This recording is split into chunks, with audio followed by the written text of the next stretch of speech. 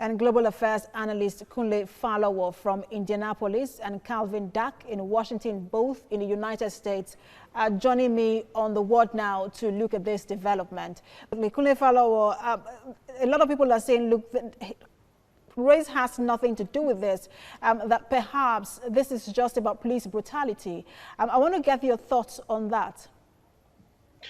Right, thanks for having me. Well, you want to call that institutional racism. It's been in America for a long time, and just having those videos come up is really disturbing, and not just for this generation and generations unborn. Those videos are going to be long not forgotten either. People of the minority generally, we are more like a target for police officers, and they seem to be very condescending of especially Black people. If you're young and you're poor, you stand a chance to be racially profiled here in America, regardless of what part of the country that you are. And this is some of the systemic racism that we need to change as an individual and at the policy level also. This is very disturbing, and this is not the first time. And hopefully we kind of hope and pray that the right authorities will come up, and I know the FBI is looking into this, and justice should prevail. Let me stay with you, Kunle. Police brutality is now a leading cause of death for Black men and boys in the U.S. Do you think that America is living in denial as to the role that race plays in law enforcement? This is very obvious. We already know.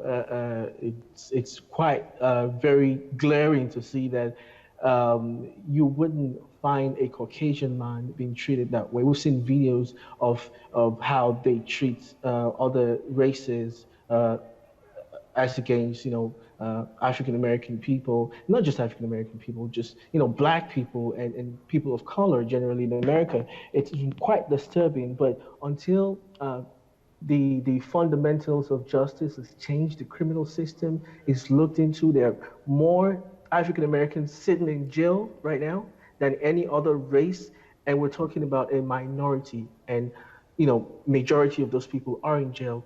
It's systemic racism, and it's not going to stop now, but we can work our way towards the end, and we need the cooperation and contribution of everybody. I would like to commend the individual that stood right there and practice what's called citizen journalism. And that is one of the greatest power and asset that we have to hold people in authority accountable, because this will serve as an evidence of wrongdoing, and whoever is found wanting should be persecuted. Let me come to you, Kunle. The officers have now been fired, but it seems like this is not enough, and people are asking for more. What do you think can be done at this time to ensure that the family of George Floyd gets justice? Okay, well, I'll also like to mention that this particular incident is still being investigated, like we already said, but we need to see the full event as how it unfolds. We know that they have body cameras on the police officers who were involved, and we need to see all the details, what transpired actually. That is not the full video recording of what happened. So they need to be open with the body cameras and let the people see what exactly transpired. Not only that, I think the family should be compensated for their loss, because that's a human being. There's no amount of money that will be able to bring back that innocent man, because until found guilty in the court of law, is presumed innocent, regardless of what he has done or it hasn't been in court yet, so it's presumed innocent. So having said that, I will also encourage people of the minority, we should stay together and also ensure that when you see somebody down, bring out your camera. That's another way that's your tool, because you can't fight them. They have the guns, they have the power, they have the will, and they could attack or shoot you and hurt you. But if you have your camera and then you put it online, everybody sees what transpires, and justice will prevail. And I hope that the man in question the officer who actually knelt on his neck.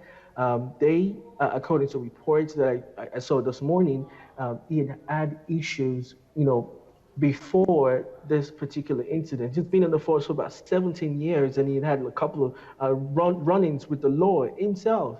And I believe there's an internal investigation on the particular police officer in question. So the culprits should be persecuted, and the family should be compensated. Global Affairs analyst Calvin Dack joining us from Washington, and Kunle Falowo joining us from Indianapolis. Many thanks to the both of you for sharing your perspective with us on this issue. And let's take a break now. When we return, we have more updates on the coronavirus pandemic. Stay with us.